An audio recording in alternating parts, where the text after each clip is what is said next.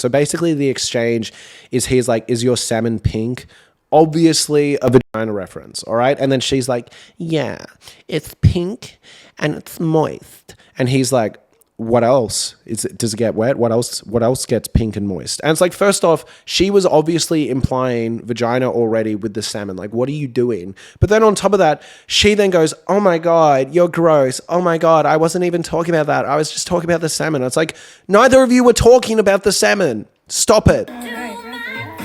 Hey everyone, welcome back to the channel. Today we are talking about the Ultimatum Season 3, Episode 10, the finale episode, the reunion episode. And I love these Netflix reality reunions. Can't I just say, easily the highlight of pretty much every single reality show they have. It's always pretty hype, and this one is no exception. Now, can I be honest? I feel like a lot of us watch The Ultimatum to kind of laugh at it and enjoy the chaos. I don't think too many of us are actually watching it being like, what can we learn from these relationships that are right on the edge? Like, it's trash, right? It's a terrible, terrible social experiment and cruelly devised by the two Lachey's due to their lived experience going through something like this. Psychologists agree an ultimatum is not a good way to get somebody else to do what you want. We took a break. We both saw one other person, but it took seeing somebody else and me realizing I don't mind the things that I thought bugged me or were holding me back. But in saying that, this reunion I actually found rather emotionally challenging at points. I found it insightful. Credit to the Netflix editors, a lot of fights were left in their entirety, and a lot of times both sides make rather compelling points, and you're sort of sitting there like, I'm a bit lost. So let's just get into all the chaotic moments, all the funny moments, all the sad moments. Let's just go. First off, the episode opens with Zena saying something along the lines of, I got nothing but lies from JR for 3 years. So we know we're in for something good. From there though, we open with Mariah and Caleb, and I have been talking mad shit about their relationship for pretty much every single video I've done on this channel about this season, but I'm going to be real. Caleb seems a lot happier. I literally mentioned in the last episode that he seems espresso depresso when he's with Mariah, but he seems a lot like happier and more vibrant, and it seems like weirdly enough this experiment actually worked for them. They seem happy, but this happiness is short-lived because Arya quickly cuts them down. Yeah, but were you not looking at my stories, liking my stories? And I also watch Zena's stories. You're out here lurking on my page, liking my stuff, and then you blocked me. And You're then not blocked. Yes, and then I was unblocked. Like, you're giving off mixed signals if you're engaged and happy. And as much as I have been a champion of Arya, as much as I have loved Arya throughout this entire show, I do think she was a bit out of pocket here. Yes, maybe liking her stories and blocking her and unblocking her is a bit sus, but I don't think it's this bombshell that she seems to think it is. And truthfully, she comes off as kind of just a bit hurt and a bit petty that they didn't work out. And I get it. Like, I was rooting for Caleb and Arya. Like, genuinely, like, I wanted them to pair off and him to leave Mariah in the dust, but that didn't happen. And it seems like she's kind of clutching at straws to be like, see, he's emotionally cheating. And credit to Caleb, not only does he own this and goes like, oh, well, I was liking a few people's stories, but also then later on when he is actually confronted about the fact that they had an emotional connection and he either intentionally or unintentionally misled Mariah in regards to that, he actually takes full accountability and goes, yeah, you know what, watching it back, it was painfully obvious that I did have an emotional connection. I think I was just in denial. It felt like a friendship, but clearly not. You had asked multiple times, if there's an emotional connection, tell me. I was trying to convince myself, but even watching it back, I mean, both of you are completely correct in that there was an emotional connection. Credit to him. I thought he took all of this really well. And I kind of like that Mariah and Caleb didn't exactly bite with Arya, because at the end of the day, like, let's be real. Arya and Caleb went through some insane social experiment together. He's probably just like liking to show support, and the blocking and unblocking you could see as intentionally sneaky, attention grabby behavior. But at the end of the day, like, why is she looking? Like, how does she notice that quickly? And to me, it just felt like, you know, when you're trying to move on from someone, you might block them and then down the line go, oh, that was a bit rash of me. It probably looks a bit butthurt and sensitive. Probably the best move is to just unblock and leave it, right? What is the opposite of love? It isn't hate, it's indifference. And I think Caleb just had that moment of, oh, you know what? Actually, by blocking her, I seem more emotionally connected. I'm just going to leave it, right? Not that bad in my opinion. One of my favorite moments after this though is Mariah and Arya and Caleb are still getting into this three-way fight even after Caleb takes full accountability. It starts happening again. And Nick just just cuts them off and goes, yeah. Anyway, so you clearly all love each other. I think you guys love each other. Whatever, moving on. Like, it's so funny how awkwardly he cuts them off. I love it. I love the Lachey's. They are so fucking awkward. He was different. He was putting Mariah first. But let me just say this. I don't think there's any question of how much this man loves you. And that's just my personal opinion. So now let's move on to our other engaged couple. And can I just vent about the Lachey's? I know we're talking about the couples in this reality show, but now I'm going to vent about the Lachey's, because as much as all these reality shows are about these new couples, you also get a glimpse into the awful relationship between the Lachey's. Can Vanessa Lachey stop emasculating Nick? All right, I'm going to be real. Call me like a men's rights activist. I can't do it. All right, I cannot do it. Every single time, Nick Lachey will say something along the lines of like, relationships have their ups and downs, or like, believe me, we've been through stuff like this. She'll come in and back him up on that, but in a way that makes it seem like she fucking hates Nick's guts. There's this situation where I think Nick says something along the lines of like, oh, relationships are hard work or something, but you get through it. And then like Vanessa is like, boy, don't we know it. I want to thank all of you for sharing some very true, honest, raw feelings, because it's not easy, and we know that. We know. Oh boy, do we know it. And it's like, stop being mean to Nick. This pops up in every single reality show these two host, where she just drags him through the mud. Like, and genuinely, if I was him, this would be like a conversation for the car ride home. Like, I'd be like, why every time I try and make a playful joke about like relationships being hard work, you then kind of double down and make it seem like you just fucking hate me. Like, I don't know, man. It's always so painful to watch. Speaking of Vanessa Lachey roast, though, she then comes into Arya and goes, to everyone's surprise, you said yes to Scotty. And this is where the episode gets brutal. Now, I have to extend an olive branch. I think Scotty was a bit better than usual in this episode. But in saying that, it sounds like he was an absolutely terrible boyfriend off screen. And this is a surprise to no one, right? Because everyone was kind of saying, if he's this shitty on screen, what is he like behind closed doors? And you see Arya when she's talking about where their relationship went wrong. She's going back to that place emotionally. It is so raw. And like, that frustration still feels incredibly fresh. And you're not taking accountability, which is the thing that I feel like is the hardest thing for you to take. And just say, I'm sorry for taking so long. But I always have to ask you. And like, yeah, it seems like he was an awful boyfriend. But in saying this, the juiciest revelation is that not only did she call off the engagement, which seems heartbreaking in itself, but she initially words it like, oh yeah, down the line, I called off the engagement. She called it off 24 hours later, which makes me feel like, yeah, it was just love bombing, right? Like, Scotty knew exactly what to say. Arya felt like, oh, I better say yes. Fuck. Said yes. 24 hours later, she ends it. And then apparently from there, there are two really tragic things. First off, she apparently asked them to go to couples therapy, and he didn't even consider that or go to that up until a year later, which at that point, it is too little too late. But I will say, this is just my personal opinion. You're welcome to disagree. If you're going to couples therapy before being married, before having a mortgage, before having kids, before having like problems that aren't just kind of like easy to solve or like require better compatibility, you got to end that relationship. Like, massive red flag for the relationship. If you're not even engaged and you're talking about couples therapy, no. I know there are some exceptions, but like Arya girl, like, just leave him. There are guys that are easier than Scotty. But it gets worse because Arya opens up about the fact that her grandmother died and she had a miscarriage. And this is a rough situation. The only possible silver lining is that she doesn't share a kid with Scotty. But I mean, just tragic. And, you can see from the relationship that I don't think Scotty is equipped or emotionally sensitive enough to even begin to handle a situation like that. And this was one of the rawest moments in Netflix reality TV I've seen. This was a tough watch. And she's clearly hurting. Like, same with Caleb, right? Her response to the Caleb situation. I think she feels like she got a raw deal with Scotty. Then she had a raw deal in life in general with the miscarriage and the death of her grandma. And now she has to watch Caleb be all happy with Mariah when she knows that Mariah was tough work. Arya also brings up the fact that Mariah was apparently calling Caleb like every single night, and they're on the phone for like 2 hours and wouldn't give him a break and was very, very possessive.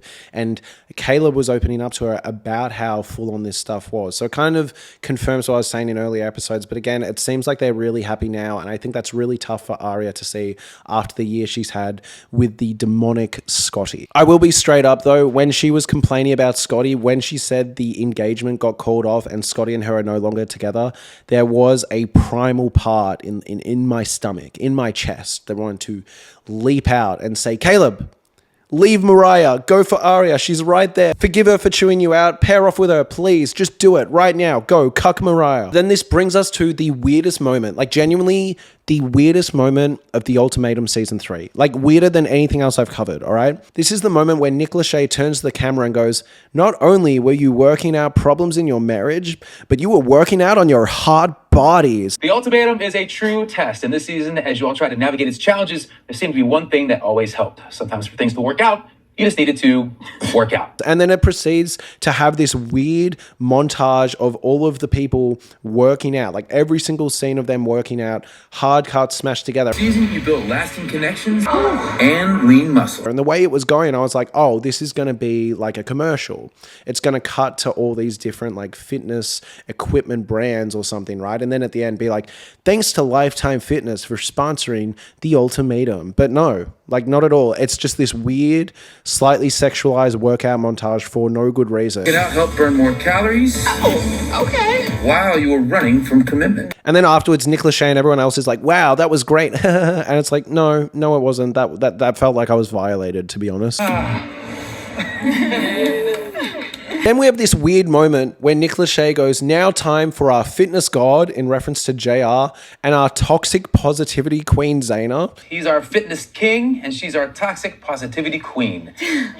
What are you talking about? Toxic positivity. She's just normal. She's like a well-adjusted emotional person. There is not one point in the entire season where I felt she was toxically positive, except for maybe having faith that JR would make the right decision. But like, I don't think that's what he's referencing. Anyway, so the situation with Zena and JR, it seems like after the whole I'm not going to get married to you, they tried to make it work, sort of. It was really murky. They both had slightly contradicting stories, but from what I gathered was they were in a situation where they were kind of on a break. And comes that realization, like, we're not together. I feel like if we really want to realize what we want out of our relationship, we do need to take this time apart. And I think you were upset about that. They both were taking time to see what they wanted from a relationship, and it was kind of murky on whether they would or would not get with other people. It seemed like Zena was adamant about not getting with other people. We even had a real conversation one time because you said that we shouldn't be talking to the opposite sex. And I said, if you fall in love or find somebody during this period, then so be it. It just means that we weren't meant to be together. And JR was a bit more up in the air, but they technically weren't together. They were on a break. It's very Rachel and Ross. What I will say is Zena starts chewing out JR and being like, you lied, you said this, you said we were on a break, or you said that you wouldn't get with people, but then you did get with people, yada, yada, yada. JR then kind of clarifies things, says, it's all in writing, it's all in text, you approved it, yada, yada, yada. First off, I didn't think he was lying here. I feel like at the point where people are like, pull it up, like I've got receipts, it's sort of, you could tell by the way he was talking, it didn't come off particularly as bullshit to me. But maybe they both have different interpretations of the conversation. However, what I will say is Zena had this weird moment where she then came back to JR and kind of just said everything that he just said to her, but as a counterpoint. So it's like, so you guys are kind of on the same page. You just don't really like each other. So yes, we did move out. We moved across the street from each other. And we were still broken up, but we were still talking on the phone, 2:00 in the morning. We were still seeing each other. Look, Zena's obviously hurt. She's in the right overall, but I felt like this was the first time in the entire season where there were just some moments where I felt like Zena was slipping a bit. She made some points that I didn't think held much water. And like, what a disappointment, right? There was this incredible moment where she has a QR code on her fingernail. And you're like, man, she went to all this effort to get her nail tech to put a QR code on her fingernail to then get someone to scan it so they have receipts. Do either of you have your phones? What do you need a phone for? I have text message proof. I have a chip on my nail. What? Damn, girl. I have a chip on my nail. Let me see. What? It's literally a chip. Oh, that's actually like a QR code? And the receipts were kind of just like, oh, okay. It was like one text conversation that confirmed that Scotty didn't exactly start the rumor about JR being here for a hall pass. And then Netflix looked at that and went, actually, that kind of sucked. Here's an actual montage of JR being an absolute sexual menace. Quick look back at some unseen clips of just how you spent dating week. But I'm not gonna have sex with you. But I like the foot thing. Oh. Can we get that far? I like a good blowjob with the vibrator. This montage is what dreams are made of. Obviously, I have a high sex drive. Well, not you don't know that, but We get every single, for some reason, like credit to Netflix, they didn't show us this in the initial run. They saved it for the reunion. We get scene after scene after scene of JR just saying the most unhinged, sexually depraved shit. It's so good. Like, there is literally a point where he goes, you know, if you want, in 3 weeks, I can have you pregnant. What the fuck? Like, who the hell knows what could happen in 3 weeks? I could get you pregnant or something. Also, can I just say, I'm a pretty, like, pro-sex person, all right? I'm like, you know, if people have really, like, full-on kinks or want to talk about it all the time, like, go for it. I will never shame anyone. What I do find weird is when men talk about, like, women being breedable, or like, I'm gonna get that girl pregnant, and it's not a joke. It's not like intentionally facetious. Like, he dead ass thought he was being slick, being like, yeah, I can get you pregnant. It's like, yeah, we know that pregnancy occurs after sexual intercourse. Like, we get it, JR. Also, can I just say, absolutely, I hate the cringe riz between JR and Sandy. I hate it. So basically the exchange is, he's like, is your salmon pink?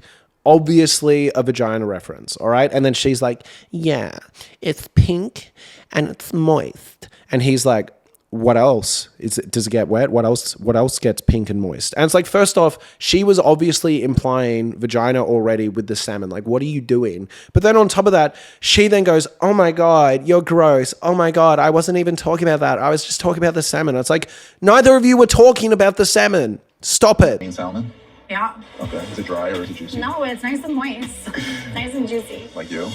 Okay. But yeah, in this montage, JR says a few times that he could get girls pregnant. He also says that he enjoys jobs with a vibrator. This one, I'm not going to shame him for. I guess I find it weird that he's telling Arya this in like the first 2 hours of knowing her. Like, what are you doing, bro? And then we get another incredible JR delivery moment. JR has been the king of like really strange deliveries of really strange sentences. You know, you had the whole cologne ritual in the first couple episodes. You had him going, I just want to be loved, in the last episode. And now we have JR going, people say I'm here for a hall pass, but what does that mean? And it's like, you know exactly what that means. It's hilarious. There is a rumor going around saying I'm here for a hall pass. What does that mean? Then we get JR being genuinely really ugly and off-putting in his arguments. When Zena, I think, says afterwards, can we all get a round of applause for JR? And then JR proceeds to go, can we all get a round of applause for JR? Can we all applaud right now? All applause.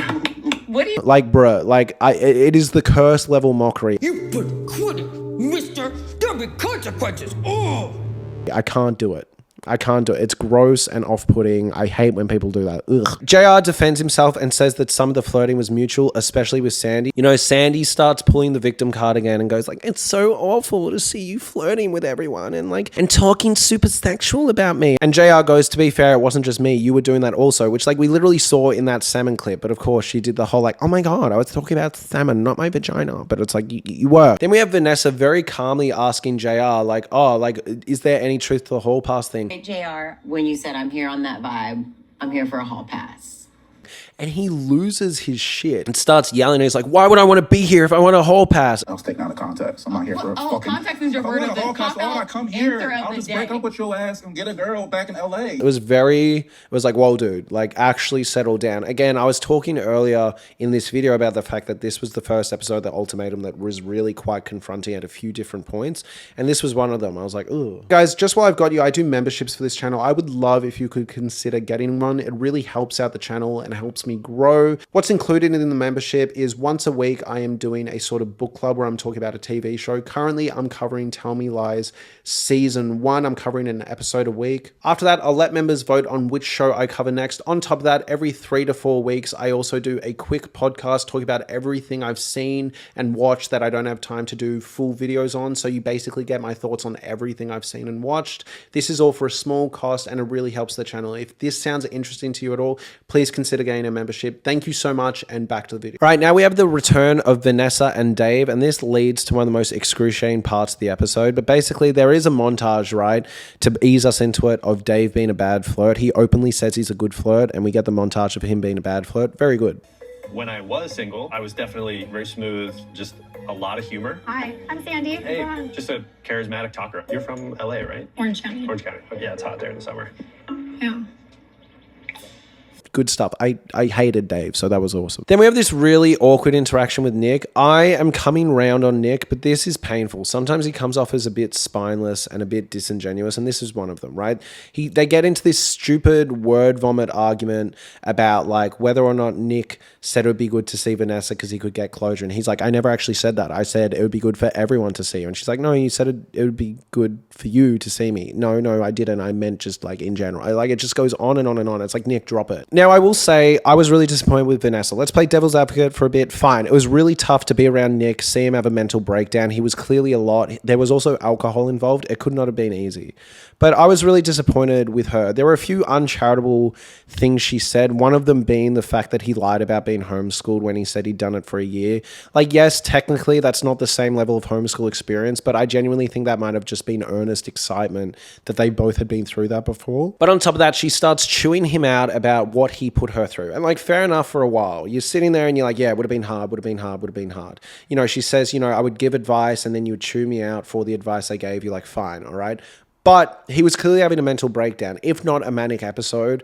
And I think the lack of empathy pretty much any of this cast shows is really telling. Yes, all right, Nick was being love bombing. It's not good to love bomb, all right? But like, Jesus Christ, like the guy was clearly genuinely having a mental breakdown. And the extent to which he gets dragged, fucking Sandy yet again starts doing the whole like, oh my God, that's what our relationship was like for 3 years. It's like, well, why are you with him for 3 years? Like, to an extent, like, I don't think Nick is intentionally hurtful or bitter or vindictive. He's just got really bad mental health and substance addiction issues, and the fact that no one thinks to get him help or check in on him is really disappointing. And that's why I'm disappointed with Vanessa here. You know, Nick says, like, to be fair to me, like, it wasn't just one-sided. Like, I did do my best to be there for you, and I did try and offer you support with what you were going through. And Vanessa just goes, well, that's not the same. And it's like, I don't think Nick was saying it was the same. Vanessa was chewing him out and saying she got nothing from him and he offered nothing good and was just a source of pain. And he's saying, hey, I did try in moments to also help you. Like, I wasn't just,